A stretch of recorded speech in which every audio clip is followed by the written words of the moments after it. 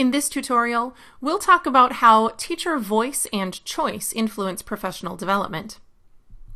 We'll begin by exploring how teacher choice impacts PD. We'll see how offering choices in professional development can build teacher empowerment. And then I'll share some methods for differentiating professional development for teachers. Let's get started. Let's first look at the issue of teacher choice in professional development. We know that many professional development activities are simply seen as a waste of time by teachers. So how can we prevent that mindset? A Gates Foundation report tells us that teachers who are given choices in their professional development are significantly more satisfied in that professional development. Teachers tend to value professional development that directly supports their work. So activities that are centered around topics like planning instruction and reflecting on instruction are going to be seen as more valuable. We know that teachers who are able to choose most or all of their professional learning experiences are more than 2 times as satisfied with those experiences as teachers who are not given these types of choices. The Gates Foundation sums it up nicely when they say the correlation between teachers' ability to choose professional development and their levels of satisfaction speaks volumes about the impact of limited choice on the perceived effectiveness of professional learning. One new trend in teacher professional development is the concept of the unconference. In an unconference, participants actually drive the professional learning and they form their own learning sessions rather than the more traditional setup of signing up in advance for predetermined sessions or workshops.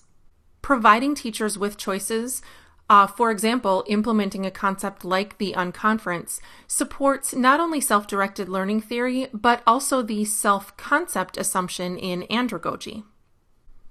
Ultimately, we find that providing teachers with these choices in their professional development results in increased teacher empowerment. Really, one of the main reasons to engage in professional development is to develop that sense of empowerment. The teacher empowerment process is so important because it's through this process where teachers begin to become capable of engaging in and sharing control of and even in influencing the events and the institutions that affect their daily lives as teachers. So if teachers are given the opportunity and helped to build this confidence to act upon their ideas and to influence the ways in which they are performing, in turn, this results in increasing student achievement.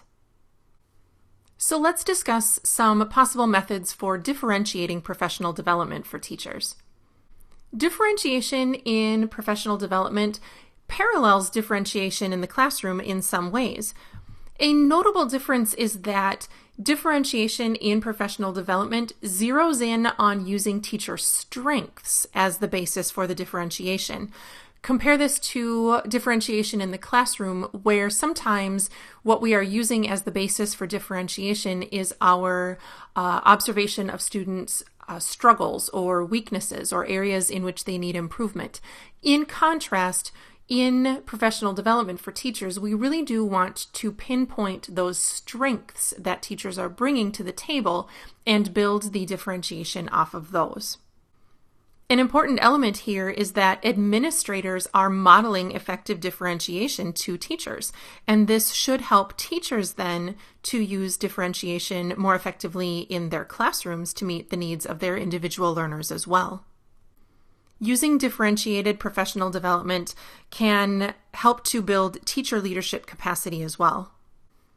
Allowing teachers to be involved in the selection and the planning and the implementation of PD results in the development of teacher empowerment and teacher growth. So here are some different methods that you might consider using to differentiate your professional development.